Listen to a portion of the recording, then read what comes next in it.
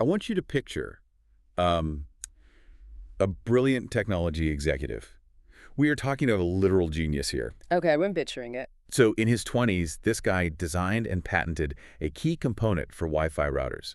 He started multiple companies, sold them, and became wildly, astronomically successful. Right, so he's completely set for life. Exactly. Yeah. But his relationship with all that newfound wealth was this really potent mix of deep insecurity and just childish stupidity. Oh boy. That's usually a bad combination. It really is. He would literally carry around a stack of $100 bills, like several inches thick, just so he could pull it out and make sure people knew who they were dealing with. You know, just totally casual. Right. And then one day he hands a colleague a few $1,000s in cash, tells him to go down to a local jewelry store and buy a handful of $1,000 gold coins. Just a normal midweek errand to, turn your cash into heavy metal. Yeah, exactly. But what he did next is, well, it's the kicker. An hour later, this brilliant executive and his buddies took those solid gold coins down to a dock overlooking the Pacific Ocean. Wait, don't tell me. Yep. They stood there at the edge of the water, and they started throwing them into the ocean, skipping them like rocks, just cackling, arguing over whose $1,000 coin skipped the furthest before sinking to the bottom. That is just an agonizing visual. I mean, it literally hurts to think about. And considering that level of absolute financial hubris, it probably won't shock you to learn that this same executive eventually went completely, totally broke. He lost every single penny. Wow. Yeah. Now, I want you to hold on to that image of the gold coins sinking into the Pacific, and I want to contrast it with another man. His name was Ronald Reed. Okay, Ronald Reed. He was born in rural Vermont, actually the first person in his entire family to ever graduate high school.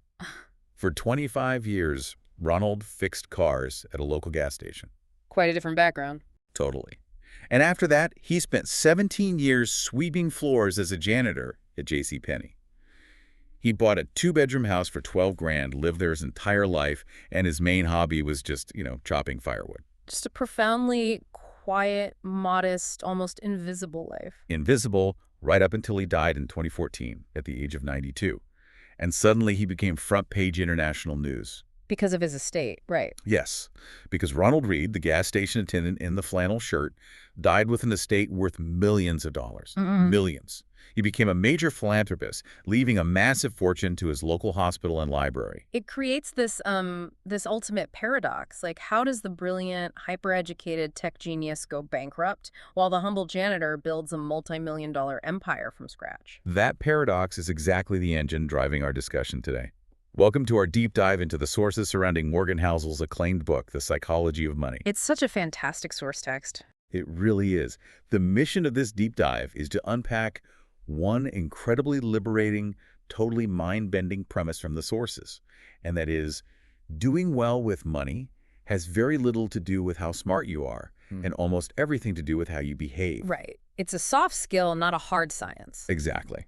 Which completely upends how finance is traditionally taught, Oh, for sure. We are so conditioned to treat money like physics. Like it's governed by strict laws, complex math, spreadsheets, algorithms, all of that. Yeah, the numbers side of things. Right. But Housel's sources argue that money is actually driven by human psychology. It's driven by emotion, by nuance, and honestly by our incredibly fragile egos. So whether you are a student trying to figure out your first paycheck, an entrepreneur trying to scale a business, or just a professional aiming to level up, you are in the right place. Absolutely. We are not going to sit here and talk about secret stock picking formulas or, complex tax loopholes. This is a masterclass in human psychology that will forever change how you view your bank account. I love that. And to really understand how a janitor can financially outmaneuver a tech genius, we first have to look at the foundations of our own beliefs. Yeah, we have to understand how our unique financial worldviews are even formed in the first place. The first major lesson from the sources establishes a sort of baseline for human behavior, which is people do crazy things with money, but no one is actually crazy. Throwing gold coins into the ocean feels pretty crazy. Well, yeah, it definitely looks crazy from the outside, but the point the sources make is that every financial decision a person makes, it makes perfect sense to them in that exact moment. Oh, I see. Right? They take whatever limited information they have at the time, plug it into their unique mental model of how the world works, and then they act on it. There's this staggering statistic from the book that illustrates this perfectly. What's the stat? It says your personal experience with money makes up maybe 0.000000001% of what has actually happened in the world, but it dictates 80% of how you think the world works. Wait, 100 millionth of a percent of history is dictating 80% of our worldview. That is wild. It really is. Let's ground that in a tangible example. Think about a stockbroker who came of age and lost absolutely everything in the 1929 Great Depression. Okay, yeah. Their fundamental view of risk, of the stock market, of, keeping cash under the mattress, it is permanently scarred by that trauma. Now contrast them with a tech worker who entered the job market during the booming 1990s. Oh, totally different experience. Completely. That tech worker sees the stock market as this invincible, endless engine of wealth generation. So if those two people sit down across a table to discuss a retirement portfolio, they are both going to think the other person is completely unhinged. But neither is crazy. Exactly. They were just forged in completely different economic fires. It's basically like training an AI model. If you train an artificial intelligence entirely on data from the 1929 stock market crash, it's going to output extreme risk aversion for every single prompt you give it. That's a perfect analogy. Because its entire universe of data tells it that the market equals death, right? We are basically just organic algorithms trained on microscopic, highly specific data sets of our own lives. Yet we walk around assuming we hold the universal source code for how money works. That is a phenomenal way to visualize it. And that limited training data heavily distorts our perception of two massive invisible forces, luck and risk. Luck and risk. Yeah. The sources argue that luck and risk are siblings. They represent the fundamental reality that every outcome in life is guided by forces that are completely outside of our individual effort. The sources actually bring up the story of Bill Gates here, which is absolutely wild when you look at the underlying mechanics of his timeline. Oh, it really is. Like, Bill Gates is undeniably a genius. He's incredibly hardworking. But the expert analysis in the book points out the immense, almost incomprehensible luck of him attending Lakeside High School in 1968. Yeah, to really grasp the magnitude of that luck, you have to realize that in 1968, computers were not just sitting on classroom desks. No, definitely not. They were massive room-sized mainframes that cost like thousands of dollars an hour to operate. The odds of a teenager having unlimited access to a computer terminal in 1968 were practically zero. But Lakeside High School had one. Exactly. Gates got to put in thousands of hours of programming practice before 99.9% of the world even knew what a computer was. That is profound structural luck. But, the dark sibling of that luck is risk. Right, because Gates didn't do this alone. He had an equally talented childhood friend named Kent Evans. Kent Evans, yeah. They coded together. They plotted their future business empires together. Gates himself actually said Kent was just as smart, just as driven, and just as capable. What then? Yeah, before they even graduated high school, Kent died in a tragic mountaineering accident. It is a devastating story, and statistically, an incredibly rare event. I mean, the probability of dying on a mountain in high school is roughly 1 in a million. Right. And the probability of having a computer in your high school in 1968 was also roughly 1 in a million. Gates experienced the 1 in a million luck. Evans experienced the 1 in a million risk. Yeah, same drive, same intelligence, same environment. Yep. But drastically different outcomes guided by forces completely outside their control. Okay, but if luck and risk are such massive, uncontrollable factors dictating our outcomes, aren't we just, setting ourselves up for paralysis? What do you mean? Well, if my financial future is ultimately just a roll of the cosmic dice, what is the actual point of trying to learn or improve? Why not just buy lottery tickets? It's a completely natural reaction to feel paralyzed by that, but the sources frame it differently. Acknowledging luck actually frees us. Frees us? Yeah. If we accept that extreme outcomes are heavily influenced by extreme luck, it means we should stop trying to mimic extreme specific outliers. You cannot replicate Bill Gates' exact path because you cannot replicate the 1968 Lakeside High School environment. Right, can't just go back in time. Exactly. So instead of studying the billionaires and trying to copy their exact morning routines, we should look for broad, reliable patterns that apply to everyday life. Okay, so if we ignore the extreme outliers and the uncontrollable luck, we have to look at the forces we actually can harness.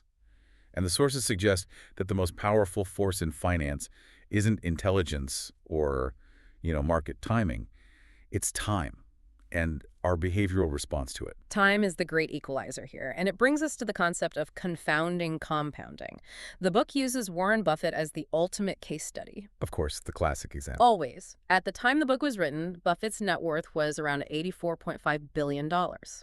But here's the mechanism that people miss. Out of that $84.5 billion, a staggering $81.5 billion came after his 65th birthday. Okay, wait, let me make sure I'm hearing that right. Over 96% of his wealth was accumulated after the traditional retirement age. Yes, 96%. And the reason this confounds us is that the human brain is wired to think linearly. Like, if I ask you what 8 plus 8 plus 8 plus 8 is, you calculate that easily. But compounding is exponential. It's a snowball rolling down a hill. At first, it just gathers a few flakes. Yeah, just slowly building up. Exactly. But as it gets bigger, its surface area increases, and it gathers more snow with every rotation until it's an avalanche. Buffett isn't just earning interest on his initial money. He is earning interest on his interest's interest. It just feeds on itself. Totally. Buffett is undeniably a brilliant investor, but his ultimate secret weapon is simply the fact that he started investing when he was 10 years old and literally never stopped. His skill is investing, but his true leverage is time. But to leverage time over decades, you have to actually, hold on to the money. Which brings us to a totally counterintuitive lesson from the sources. The skills required to get wealthy are the exact opposite of the skills required to stay wealthy. This is where so many brilliant people fail. Getting money requires taking risks. It requires extreme optimism, hustle, putting yourself out there, and really believing you can beat the odds. You have to stick your neck out. Right. But keeping money requires the exact opposite psychological state. It requires a healthy dose of paranoia, extreme frugality, and the deep humility to accept that your wealth could disappear tomorrow if the winds of luck shift against you. The sources bring up a fascinating historical figure to illustrate this, Jesse Livermore. In his era, he was the greatest stock trader in the world. A total legend. Yeah, he made an absolute fortune by shorting the market during the 1929 crash, literally making millions while everyone else was losing their shirts. He got wealthy through brilliant, aggressive, highly leveraged risk-taking. But then he lost it, right? He ultimately lost it all and went completely bankrupt. He couldn't flip the switch. He just kept taking those massive, aggressive risks. He couldn't transition from the getting mindset to the keeping mindset. He fundamentally lacked the paranoia required to protect what he had built. He thought his success was entirely due to his own genius, completely ignoring the role of luck, and so he thought he was invincible. It reminds me of climbing Mount Everest. Like, the insane, borderline delusional drive and risk tolerance you need to push your body through the death zone and actually reach the summit. Those are the getting wealthy skills. Oh, that's a great comparison. But those are totally different from the careful, paranoid, highly conservative skills you need to safely make it back down the mountain alive. Yeah. Getting to the top is optional. Getting back down is mandatory. But how on earth can one human brain balance that? Like, how do you maintain extreme optimism about the long-term future while having absolute paranoia about the short-term present? The author calls this developing a barbell personality. You have to be paranoid enough to save aggressively and build a financial moat around yourself today. You can handle emergencies. Exactly, so that you can survive the inevitable short-term shocks, recessions, bad luck, whatever. But simultaneously, you have to be optimistic enough to leave your investments alone for decades, believing that over the long run, the economy will grow. So paranoia to survive the short term, optimism to capture the long term. Okay, but if keeping wealth simply requires a healthy dose of paranoia and just leaving your investments alone, it really begs the question, why do so many brilliant people fail to do it? That's the ego trap. Right. The answer from the sources is that our biology actively fights our bank accounts. Humans are profoundly social creatures. We have evolved to signal our status to others to ensure our survival within the tribe. Which makes sense historically. Right, but today, that translates into constantly conflating being rich with being wealthy. The book illustrates this beautifully with the man in the car paradox. Imagine you are walking down the street and a sleek, custom $300,000 Ferrari pulls up to the red light right next to you. I am absolutely staring at that car. Of course, we all stare. Right. But here's the psychological mechanism at play. When you look at that car, you almost never look at the driver and think, wow, the person driving that car is so cool and successful, I deeply admire them. Oh, wow. Yeah. Instead, you look at the car and instantly imagine yourself in the driver's seat. You think, if I had that car, people would think I was cool. The irony there is physically painful. Mm-hmm. The driver bought the car to signal their success, actively hoping for the admiration of the pedestrians. Yeah. But the pedestrian bypasses the driver entirely, strips them of their identity, and just projects their own ego onto the object. It is a completely failed signal. Everyone is so busy inserting themselves into the fantasy that nobody actually admires the person holding the steering wheel. Exactly. Spending money to show people how much money you have is quite literally the fastest way to have less money. And this realization leads to one of the most powerful redefinitions of wealth in the sources. How so? Well, society judges wealth by what we see, right? The cars, the enormous houses, the designer clothes, the gold coins. But true wealth is actually what you don't see. True wealth is the luxury car not purchased. Yes. It's a first-class upgrade skipped. It's the funds sitting quietly in an index fund, totally invisible to the outside world. Yeah, wealth is the financial assets that haven't yet been converted into stuff. Furthermore, the sources point out a fascinating shift in how we should view the very act of saving. Like saving for a house. Well, that's the thing. Most people think you need a specific goal to save a down payment for a house, a new car, reaching retirement age. But the argument here is you don't need a specific reason at all. Saving is simply the gap between your ego and your income. But wait, if wealth is strictly defined as what you don't spend, aren't you just setting yourself up to be the richest person in the graveyard? I hear that a lot. Right, like what is the actual utility of hoarding it? If I can't enjoy the fruits of my labor, the whole pursuit feels a little pointless. The utility isn't in hoarding just for the sake of a high score.